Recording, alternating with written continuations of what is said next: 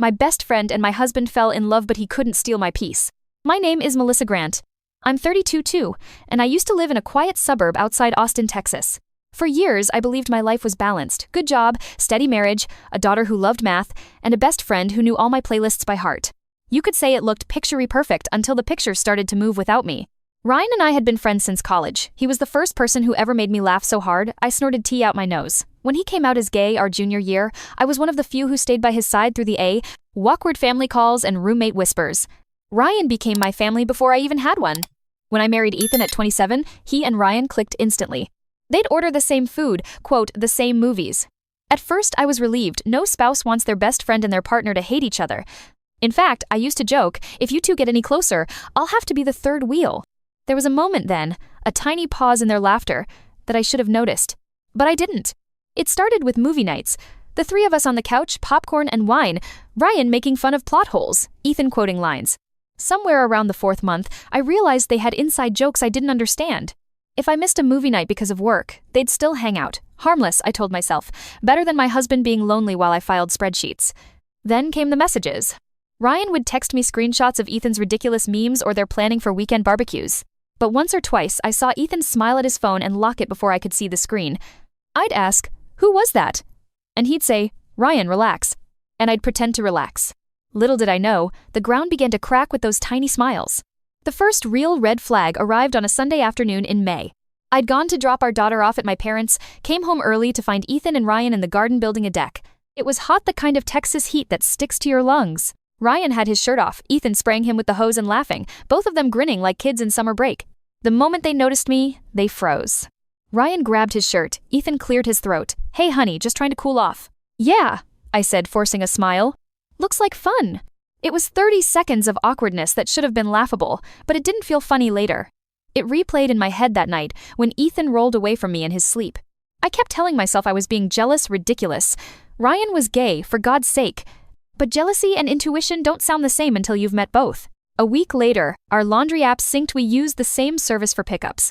While booking my slot, I saw a duplicate order with Ethan's name and Ryan's address. It read, "Pick up joint laundry." Joint. My chest went cold.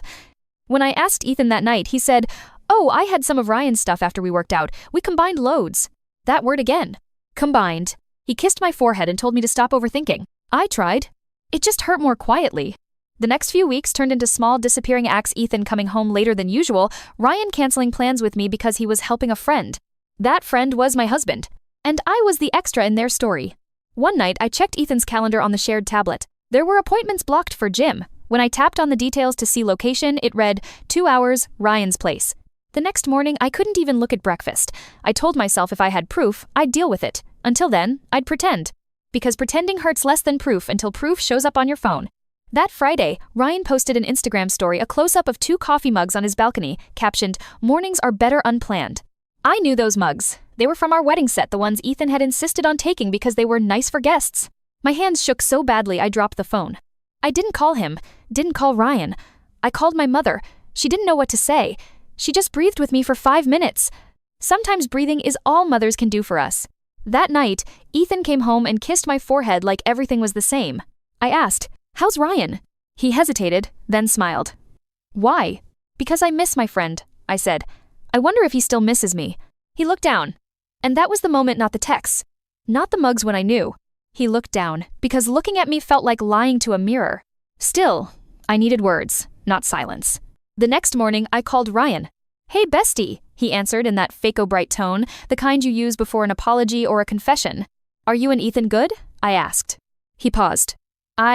Why? I saw the mugs. There it was, a kid caught in the act tone at 30 years old.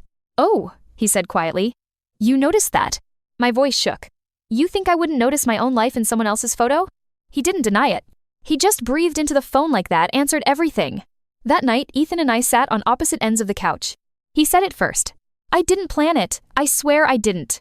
And I believed him. Because love rarely starts with plans, it just forgets to end them before starting new ones. I asked, "Do you love him?"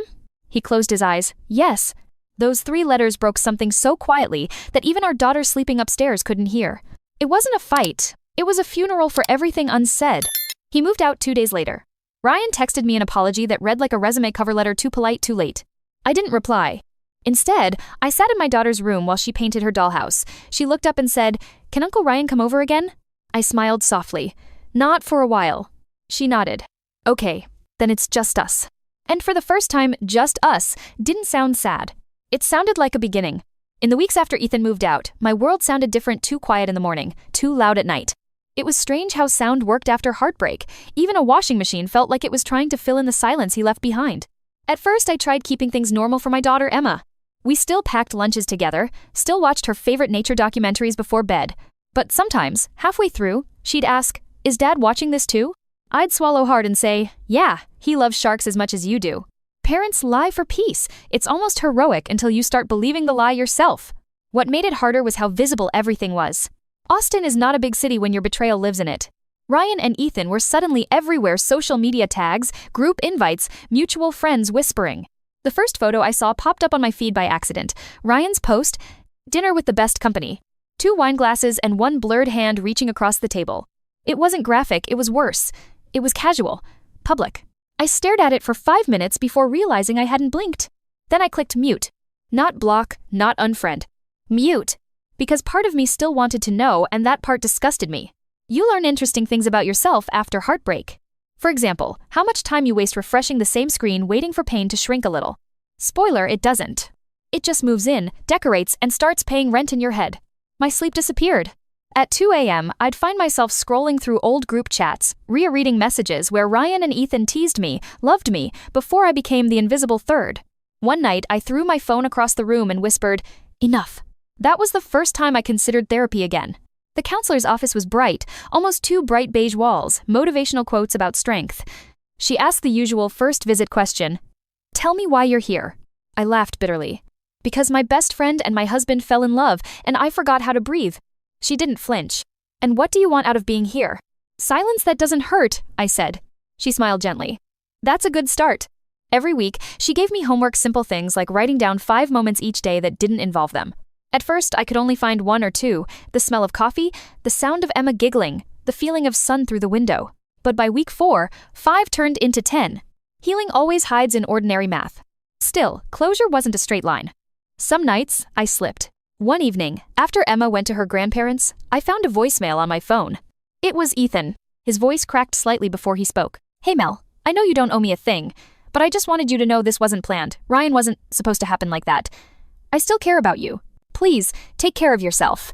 I deleted it before the end.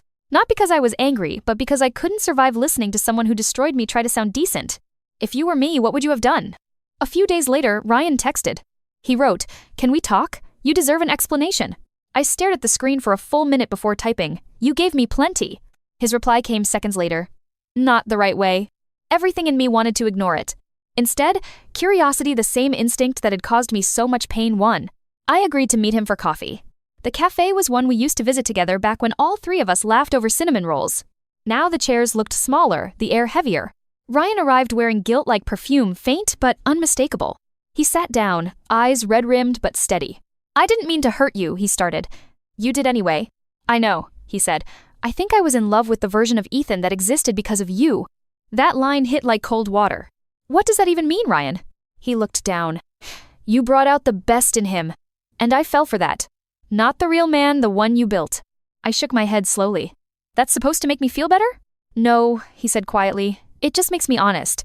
We sat there in silence, the sound of milk frothers and strangers' laughter like background noise for a scene neither of us knew how to end. Finally, I stood. "I hope you both find whatever this was worth," I said. He reached out like he might touch my arm, then stopped. When I left, he didn't follow. That was the closure neither of us ever admitted we needed. That night, I came home and painted my living room wall a soft teal. It was a small act but symbolic. That wall had photos of them once, vacation smiles and fake happiness. Now it would hold something quieter, stronger. Emma came in later, curled up beside me on the couch with her blanket. "Mom," she said sleepily, "can I still call him Uncle Ryan?" I froze, then said, "Maybe someday, when we all grow up a little more." She nodded. "Okay. You're doing good, Mom." And that was it, my daughter, 9 years old, giving me the validation I hadn't realized I was searching for. Children always know more about healing than adults do. A month later, Ethan emailed. Subject line, update. I almost deleted it unread but opened it anyway. Melissa, Ryan and I are moving to Dallas. I thought you should hear it from me first. I want you and Emma to have space, and maybe someday peace. I know I don't deserve your forgiveness, but I'll always owe you thank yous. You gave me courage I didn't deserve. I read it twice and then clicked archive. Not reply, not delete, that middle ground where old feelings go to rest quietly. That's when I realized I wasn't losing my mind anymore. I was reclaiming it. 2 months later, Emma won her class science fair. Her project? The water cycle. At the bottom of her tri-o-fold board, in kid handwriting, she'd written, "Sometimes you have to let clouds go so new rain can fall." When I read that line, I laughed and cried at the same time. Maybe we're all just practicing weather control, learning when to let storms pass before planting again. Summer crept in like forgiveness, slowly, shyly, almost without my permission. The air smelled of cut grass and sunscreen, the kind of smell that reminds you life goes on even if your heart is still catching up. By June, the Texas heat had already reached its yearly tantrum.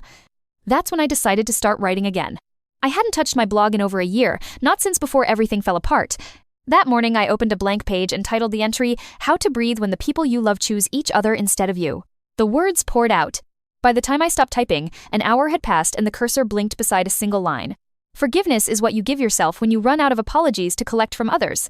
I sat back and whispered, maybe this will help someone. It helped me first. Life's surprises have a haunting sense of humor. 2 days after publishing that piece, I got a message request on Facebook. "Ryan." For a moment, my stomach dropped as if a ghost had found my handwriting in public. His first line read, "I saw your blog. It's beautiful. I'm glad you're doing better." I stared at it for a long minute, fingers hovering above my keyboard. Then I wrote back, "Thank you. I meant it more for myself than anyone else." He replied, "You always did. That's why people listened." That was the entire conversation. No apology, no explanation. But it didn't feel unfinished anymore. Somehow, that small exchange closed a door better than any dramatic confrontation. Days kept sliding into each other. On weekends, Emma and I drove out to visit my parents or took day trips to the lake. She started calling it our healing drive. She'd roll down the window, hair whipping around, singing off-key until I laughed so hard the road blurred. One time she said, "Mom, you should write a story about superheroes who fix hearts." I told her that's basically what therapy is. She frowned in that serious way kids do. "Then you're one of them." I looked out the window and whispered, maybe I just finally learned how to hold my own cape. It was a Thursday evening when I accidentally crossed digital paths with Ethan. A LinkedIn notification popped up, "People you may know." His photo was smaller than I remembered him. Suit, tie, smile that looked practiced. Beneath it, the caption read, "Director of Operations Dallas." He had done well, it seemed. A part of me, the ghost of my old loyalty, felt proud for half a second. I clicked his profile and saw a public post. Life is strange. Sometimes you break something and then realize it was the very thing that kept you grounded. The comment beneath from Ryan read, "Glad we're still learning together." For the first time, seeing their names together didn't wound me. I actually smiled. Because the truth was simple, they were someone else's lesson now. And I'd already passed the test. That same week, I got invited to speak at a local writer's workshop about turning pain into purpose. My first instinct was panic. I wasn't a counselor, I was barely stable some days. But the organizer, an older woman named Pat, emailed me saying, "We don't need experts, we need truth tellers." So I said yes. The night before my talk, I went over old notes, cringed at early drafts of my blog, and nearly canceled twice. When I finally stepped on stage, a small library room, 20 people at folding chairs, my hands trembled. But the moment I started telling my story, the tremble turned into rhythm. I told them how betrayal had made me smaller, and how forgiveness made space again. Someone in the back wiped tears. Another nodded like they'd lived it too, maybe not the same story, but the same ache. Afterward, a man around my age came up and said, "I thought I'd never trust anyone again until I heard you talk about grace. It felt like breathing for the first time." That sentence echoed in my head the whole drive home. Sometimes the best revenge is being someone else's reason not to give up. That night, Emma was waiting up for me. She handed me a drawing 3 stick figures, one taller, one medium, one small. All 3 had capes. She'd written at the top in bubble letters, "Us versus anxiety." I laughed. "Where did you hear that word?" "Grandma said you fight that sometimes," she answered proudly. "Well," I smiled, "Grandma's not wrong." We hung the drawing on the fridge. My therapist would later call that visual affirmation. I just called it hope with crayons. A few weeks later, while decluttering the guest closet, I found something I'd almost forgotten, a small wedding album tucked behind winter coats. For a second, I debated throwing it away, but curiosity won. I opened it on the floor. The first few photos were beautiful laughter, light, 2 people naive enough to think promises had expiration-proof ink. Midway through, I stopped at one photo of Ryan holding my bouquet with exaggerated vanity, me laughing beside him, Ethan behind us smiling. I realized that none of us knew we were heading toward a disaster. We were just human, stumbling toward what we hoped was happiness. And maybe that was enough reason to let go of anger. I closed the book gently, slid it into a new box, and labeled it, Then. Life is full of thens, but peace only lives in nows. The day after that, I uploaded a new blog entry titled The Hard Way. I wrote, I used to think betrayal stole my story. It didn't, it edited it. And maybe a good editor was all I needed? Within hours, comments flooded in, people sharing their versions of heartbreak, kindness, lost friends, and quiet recoveries. I replied to a few, realized my hands weren't shaking anymore, and closed my laptop. Laura, one of my newer friends from therapy group, called that evening. We're all getting tacos downtown, you coming? For a second, I hesitated. Then I looked at the teal wall still shining under the lamp and said, Yeah, I'm coming. It wasn't about craving company anymore. It was about showing up for a life that had waited patiently for me to return. On my way out, I caught my reflection in the hall mirror. For months, I hadn't looked directly, afraid I'd only see disappointment staring back. But this time, the woman looking back seemed settled. Not fixed, but whole. I whispered, You did it. Then added softly, Finally. That same night, closure finally decided to make an entrance uninvited, unplanned. It came through a stranger, not the people who broke me. We were halfway through tacos downtown, the kind of evening that smelled like lime and laughter. Laura was telling a story about her disastrous date when I heard someone behind me say my name. Melissa? I turned and froze. It was Ethan. He looked almost like a ghost version of himself, same face, different light. Standing next to him, of all people, was Ryan. For a moment, even the music from the street musician nearby felt muted. My hand tightened around my drink, the straw bending in half. Ryan awkwardly tucked his hands into his pockets. Hey, wow, fancy seeing you here. Laura looked between us. Should I, give you space? I shook my head. No. Stay.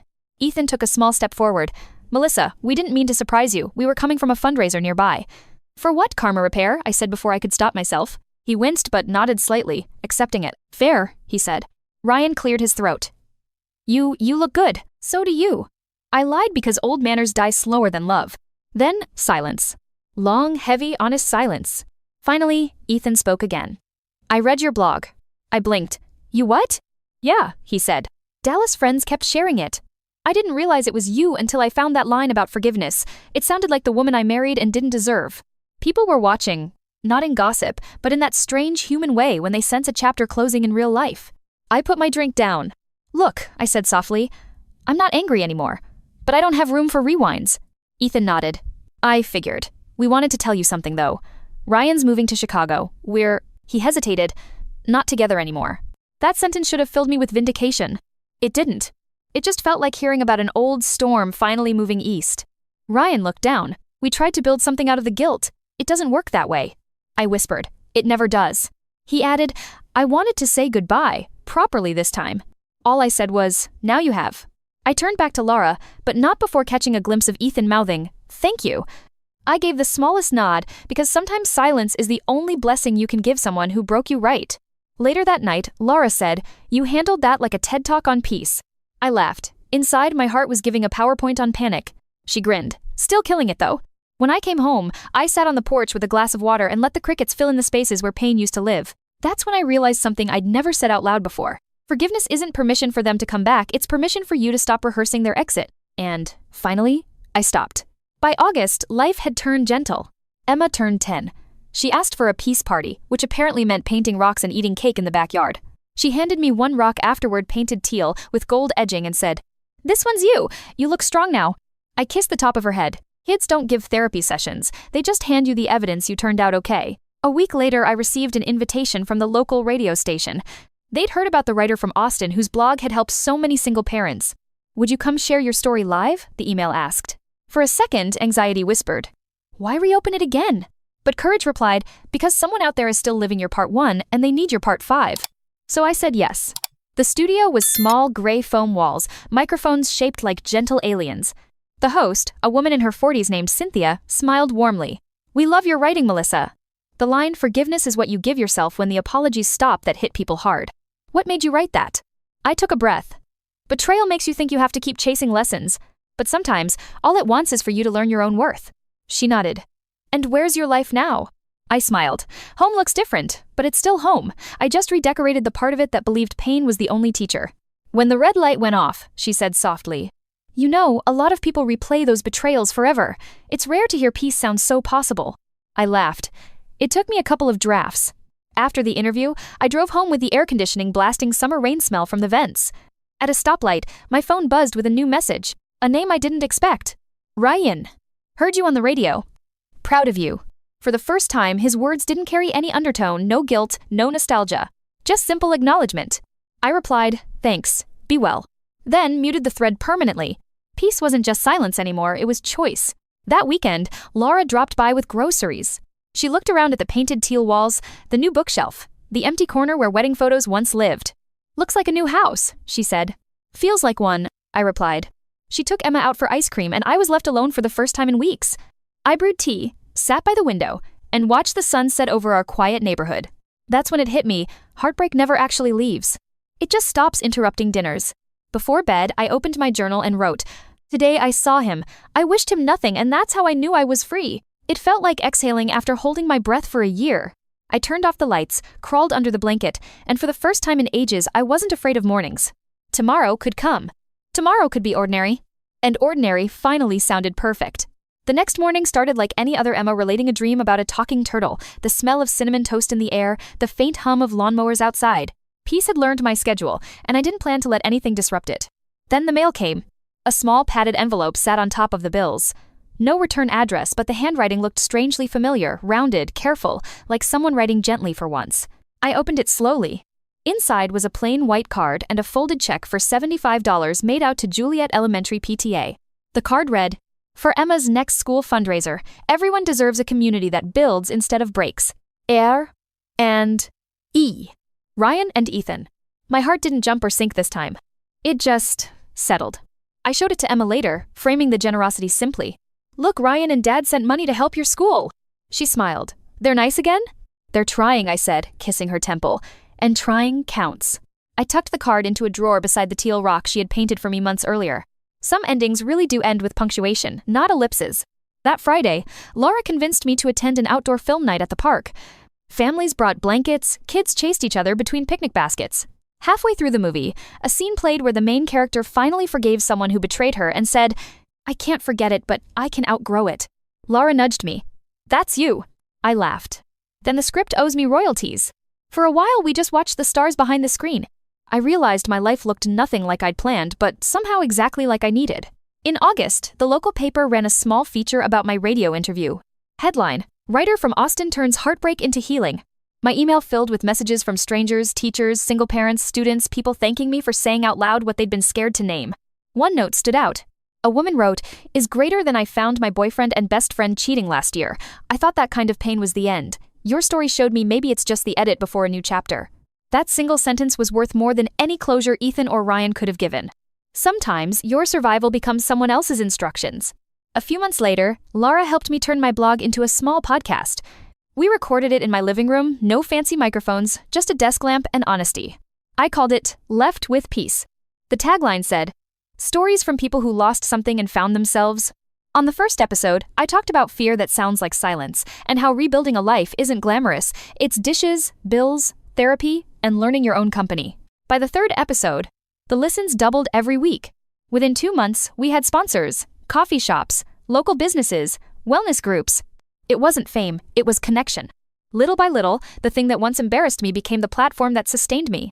In December, after recording a holiday episode, Laura and I went out for dinner. Over dessert, she said, "Someone should tell Ryan and Ethan that their mess made a whole movement." I smiled. "They can keep the guilt. I'll keep the growth." Laura raised her glass. "To your next chapter." I clinked mine. "To smaller circles and larger peace." Weeks later, another surprise arrived, this time from Ethan's sister, Lisa. She had mailed a family photo from years ago, all of us at Thanksgiving, laughing around a too-small table. On the back, she'd written, "Melissa, Mom always said you were the glue. You just didn't realize you could hold yourself together too." I taped it lightly to the fridge, next to Emma's superhero drawing, Us versus Anxiety. Different art, same lesson. The new year arrived. Emma counted down with her friends, fireworks cracked above our street. At midnight, she hugged me and said, "We made it, Mom." I whispered back, "We did." I didn't make resolutions. Just one quiet vow. I would stop living like survival was temporary. By spring, the podcast reached 10,000 streams. I recorded a special update, something my viewers had asked for since the first upload. What really happened after everything? I spoke directly into the mic. My husband fell in love with my best friend and it broke everything I thought was permanent. I didn't get revenge. I didn't get an apology big enough to fix it.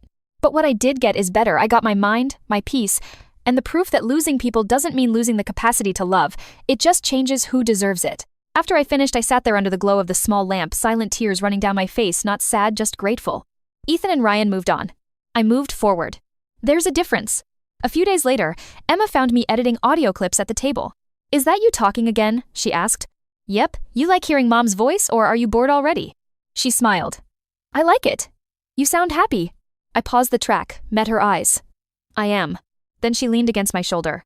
"Can I tell people I helped you get famous?" I laughed. "Only if you remember fame isn't the goal, peace is." She nodded like she fully understood. Maybe she did. That evening, after she went to bed, I stood in the doorway of her room for a long time. Our house wasn't full of pictures of the past anymore. Just moments, drawings, postcards, dried flowers, the smell of teal paint from that one rebellious day. I whispered, "You did it, Melissa. You built something steady from rubble." The air didn't answer, but it didn't need to. If you were to ask me today what I'd tell the version of myself who first discovered the truth, I'd say this: you will survive the worst sentence anyone ever says to you. But survival isn't the ending, it's the introduction to the person waiting underneath the pain. That version of me might never have believed it, but she'd recognize the sound of this piece. And wherever Ethan and Ryan are tonight, I hope they found love that doesn't cost anyone else their sanity. As for me, I'm no longer losing my mind. I'm busy living it. Thanks for staying till the end. If this story reminded you that closure doesn't need to come from someone else, click like, subscribe, and share it with anyone ready to rebuild quietly. Here, our stories aren't about revenge, they're about rediscovering peace.